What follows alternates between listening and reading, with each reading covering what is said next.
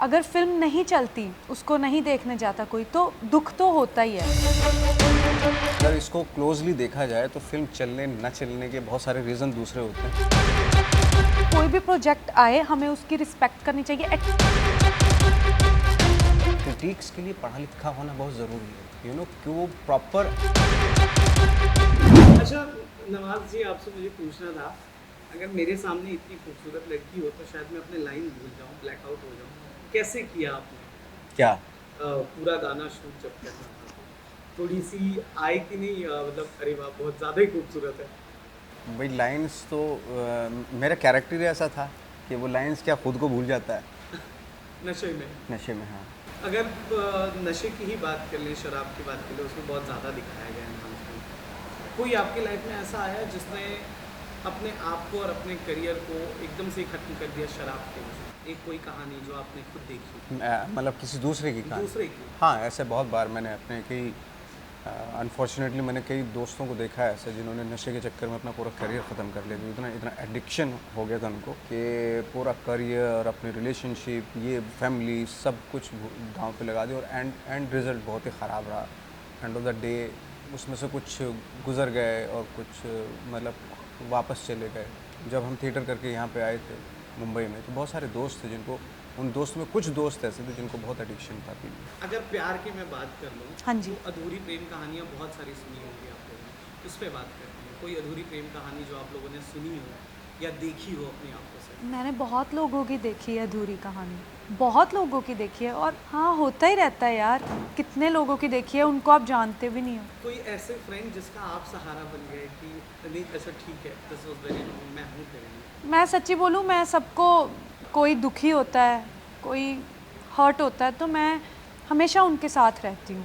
हमेशा जितने भी मेरे फ्रेंड सर्कल में लोग हैं, मैं हमेशा कहती हूँ कि यार वैसे चाहे कोई काम हो ना हो, मुझे मत बोलना, कभी दुख होगा, मेरी ज़रूरत पड़ेगी, जहाँ भी मैं वहाँ होंगी तुम्हारे साथ। तो मेरा ये है, मैं लोगों की हेल्प करती हूँ जब कोई दुखी होता है। फ़न में मुझे इतना सबको मिलना अच्छा नहीं लगता। व्हाट अबाउट यू, आपको कभी कोई ऐसी कहानी के आसपास आप आए हो कि आपने बहुत नज़दीक से देखी हो? हाँ, कंधा दिया है मैंने।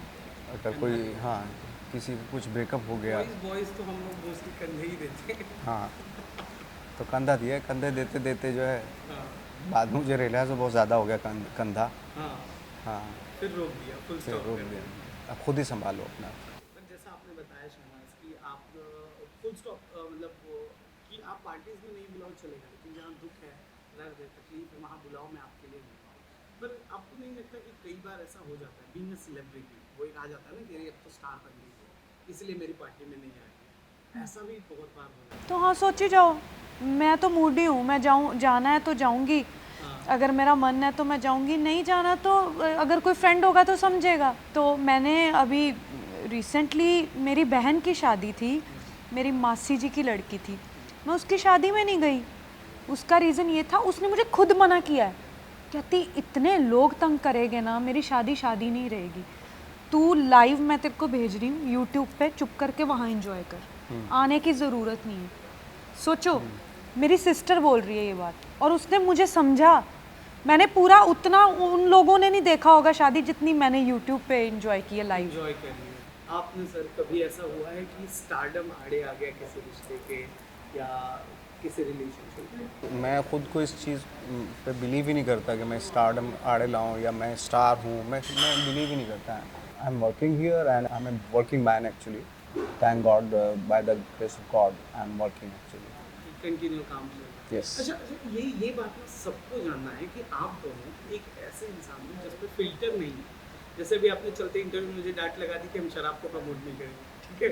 तो ना फिल्टर नहीं है। लोगों को ये भी जानना है कि आप लोग नेगेटिव चीज़ों को कैसे लेते हैं, जैसे फिल्म्स की फेलियर्स अभी हुई जो, तो उसको आप दोनों ने कैसे लिया? इस साल आपकी भी पाइपलाइन में, सर आपकी भी पाइपलाइन में, उन चीज़ों को आप कैसे लेते हो? Do you take it like कि अच्छा चलो अगली बारी इससे बेहतर करेंगे, या फिर यू टेक इट लाइक कि अच्छा ठीक है, कहाँ कहाँ फ्लॉज हुए थे उसको ओवरकम करना है, उस पर काम करूँगी, फिर अगला ट्राई करूँगी, कैसे करें? मेरी तो फिल्मों की इतनी लंबी जर्नी नहीं है जितना लंबा आपने सवाल पूछा, बट हाँ, मैं जब फिल्म्स देखती हूँ, कोई भी फिल्म्स आती है, तो उसके पीछे इतनी मेहनत लगी होती है, कितने लोगों का खाना है वो, कितने लोग मेहनत करते हैं उसके पीछे, एक प्रोजेक्ट को बनाने के लिए एक एक महीना 2-2 महीने जाते हैं, इतना पैसा प्रोड्यूसर्स का लगता है। अगर फिल्म नहीं चलती, उसको नहीं देखने जाता कोई, तो दुख तो होता ही है।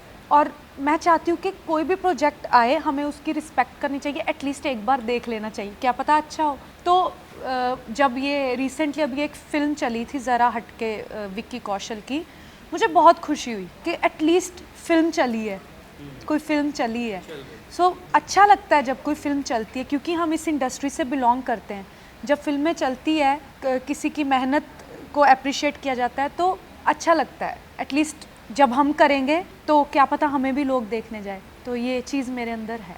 सर आप कैसे लेते हैं इस चीज़ किस चीज़ को? जब अगर फिल्म अच्छा नहीं कर रही है, देखिए, अगर इसको क्लोजली देखा जाए तो फिल्म चलने न चलने के बहुत सारे रीज़न दूसरे होते हैं, टेक्निकल रीजंस होते हैं।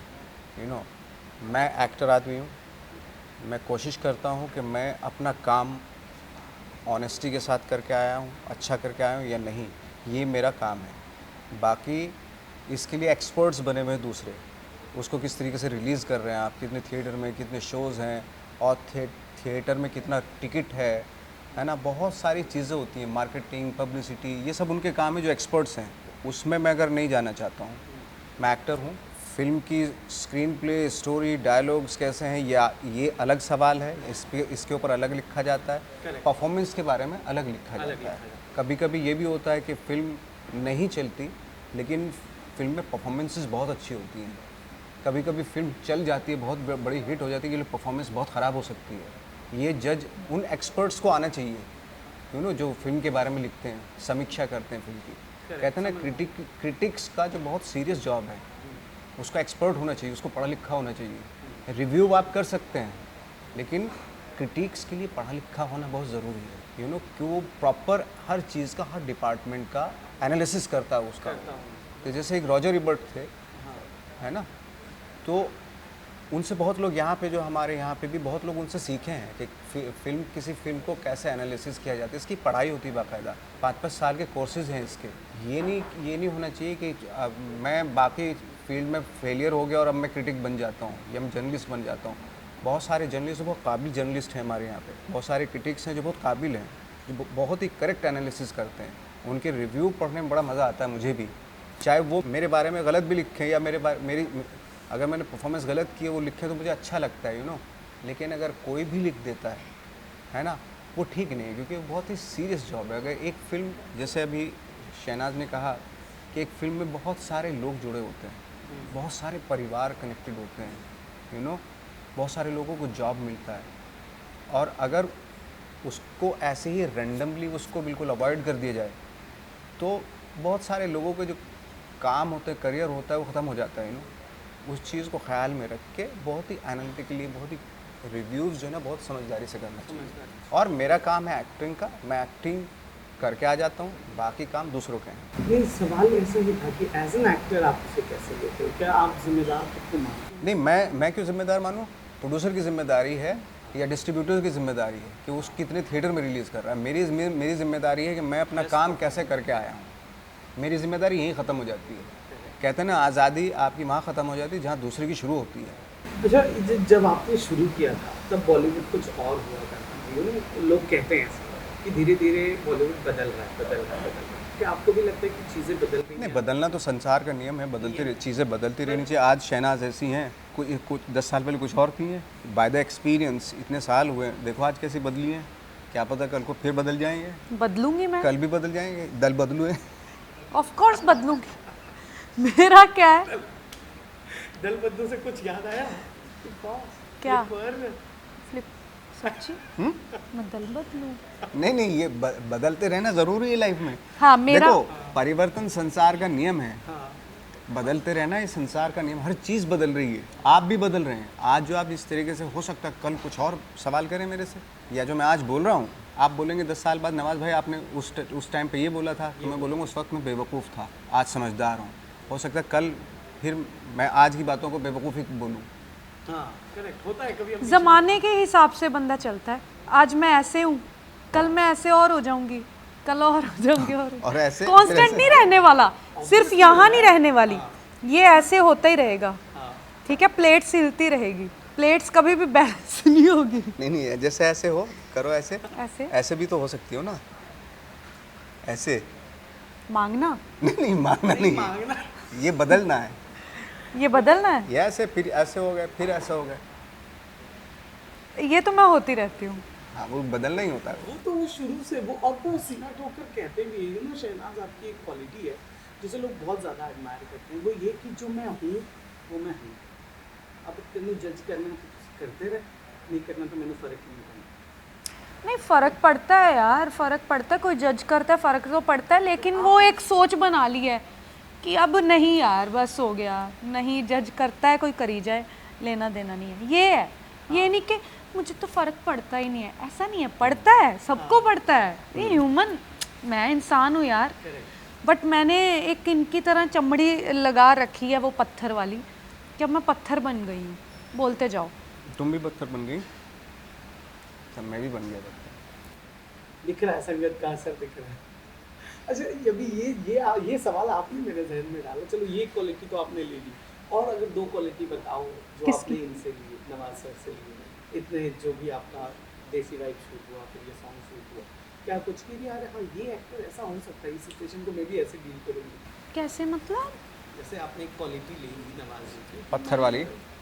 यार मुझे ना, देखो चाहे कुछ भी है, मुझे ये ना बहुत स्ट्रांग लगते हैं, ये अपना काम कर ही जा रहे हैं, दुनिया इधर से कुछ बोल रही है, इधर से कुछ बोल रही है, 100 लोग बोल रहे हैं, he doesn't care, he is working, और ही इज़, इन पे काम पे असर नहीं हो रहा उस चीज़ का, वो अपना काम करते ही जा रहे हैं, और वो बहुत ऑनेस्टी के साथ अपना काम कर रहे हैं। सो मुझे ये सीखने को मिला, कुछ भी हो जाए लाइफ में, काम करते जाओ, काम मत रोको, काम के लिए तुम यहाँ पे हो, मेरी जॉब है, तो जॉब को अगर तुम सीरियसली नहीं लोगे, अपनी पर्सनल चीज़ें अंदर लेकर आओगे दिमाग में जब काम हो रहा है, तो आई थिंक वो बहुत इफ़ेक्ट करेगा, और वो भी चीज़ तुम्हारे से चली जाएगी। चली जाएगी। सही बोल रही हूँ? बिल्कुल बिल्कुल, हाँ। बहुत अच्छी बात है। बहुत बेस्ट कही। हाँ, और दूसरी बात मैंने इनसे ये सीखी कि इनमें ना पैशन है यार, जैसे पैशन है बहुत ज़्यादा, और पैशन एक चीज़ का है, मेरे अंदर ना ऐसे ऐसे चल रहा है, क्या करूँ, सिंगिंग करूँ, एक्टिंग करूँ, ये करूँ, वो करूँ,